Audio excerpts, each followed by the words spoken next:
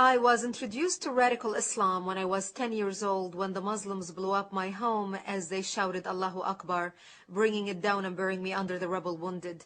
My only crime was that I was a Christian living in a Christian town. I learned at the age of 10 years old the meaning of the word infidel. I had a crash course in survival, not in Girl Scouts, but in a bomb shelter where I lived for 7 years of my life, without electricity, with no water, and very little food.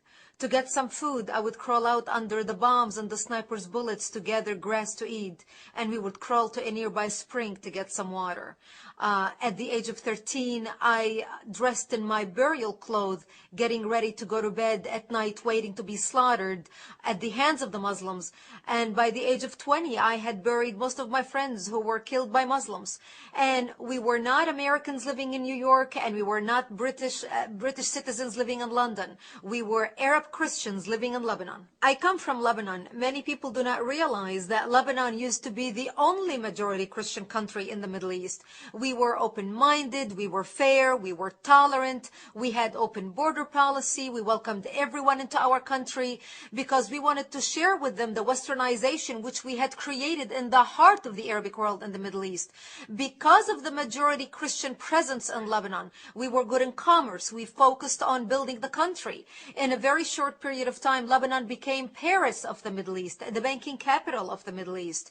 But sadly, because of our open border policy and our open-mindedness and tolerance and fairness, we welcomed people who were not supposed to be in our country in the first place. Muslims used to send their children to study in our universities because we had built the best universities in the Middle East and the Arabic world. They graduated and they stayed and worked in our economy because we had built the best economy in the Arabic world, even though we did not have any oil.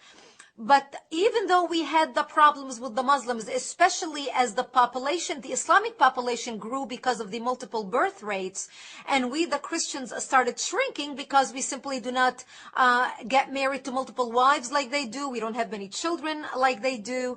So over 20, 30 years of this trend, they became the majority and we became the minority. But we always had the problems maintained between the Christians who have become the minority and the Muslims who have become the majority until the influx of the Palestinians out of Jordan, which we as a civilized country, as an open-hearted country, took them in. Here we took in a group of Palestinian terrorists. Yasser Arafat was kicked out of Jordan when he tried to overthrow King Hussein out of power. But because of the dictatorship of the king, King Hussein kicked them out and actually killed more Palestinians in Black September than the state of Israel has killed in all its existence. We, as a majority Christian country, open-minded and fair and tolerant and multicultural, we were the only Arabic country that took a third wave of Palestinian refugees into the country. Once they came in, the majority of them were Muslims. They put their heads together with the Muslims in Lebanon and declared war on the Christians. And that's when the civil war began in 1975. I was 10 years old when the war started.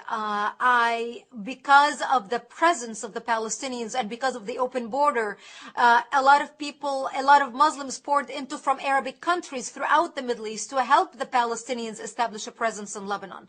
They wanted to use our open borders, our laws, our westernization, our fair and open-mindedness against us, using our laws against us. People do not realize that Lebanon is a republic, very much like the United States of America. So our enemy was able not only to infiltrate our country, but also use our existing laws to their benefit to establish their presence and twist the laws to their side. And we had many people in the country, including many Christians, who actually marched with the Palestinians and the Islamists, asking for more Islamic representations in the government for them, thinking that they're taking on the cause of the underdog. However, once the massacring began in 1975, once the Muslims became the majority and started taking over Christian cities and towns and killing them, that's when they would walk into the Christian homes. And some of those Christian leftists who basically demonstrated with the Islamists and said, What do you mean you're here to kill us and to slaughter us? We demonstrated with you. We pushed for your rights in the government. We pushed for you to take a part of whatever we had established. And the trends that we saw happening in Lebanon, once the Muslims and the Palestinians started massacring the Christians, and they would walk into Christian homes, and even some of them leftists who demonstrated with the Islamists and fought for new laws to be established in the country to protect the presence of the Palestinians who came to the country under refugee status.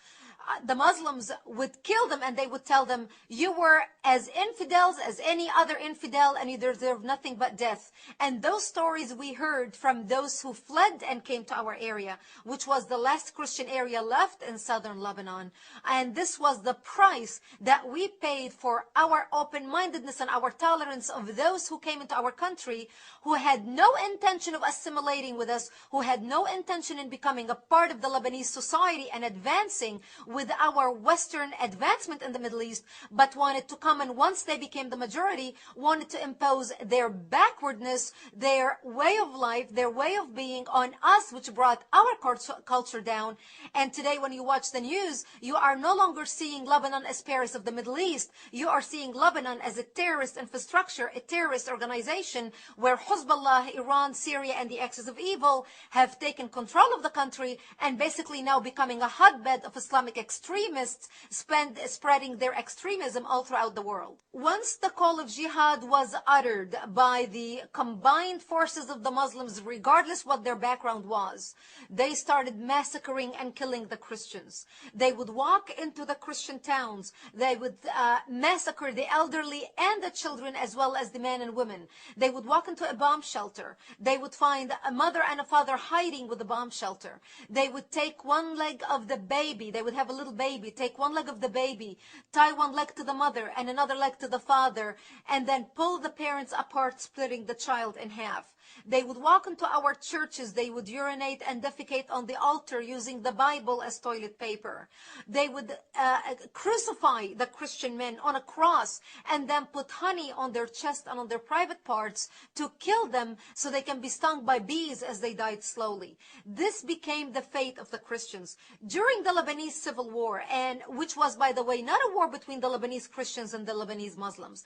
It was a war between the Lebanese Christians trying to defend their existence in the Middle East and their democracy in the Middle East, and the Muslims who came from all around the Arabic world to fight with the Palestinians, to create a base from which to fight Israel, kill the Jews and throw them into the sea, and take Lebanon and declare it an Islamic state. And this is what they have been trying to do, and they have successfully done that using our laws. Today, the Christians in Lebanon are less than 20%. And during the Lebanese Civil War, 160,000, an estimated 160,000 people died in Lebanon.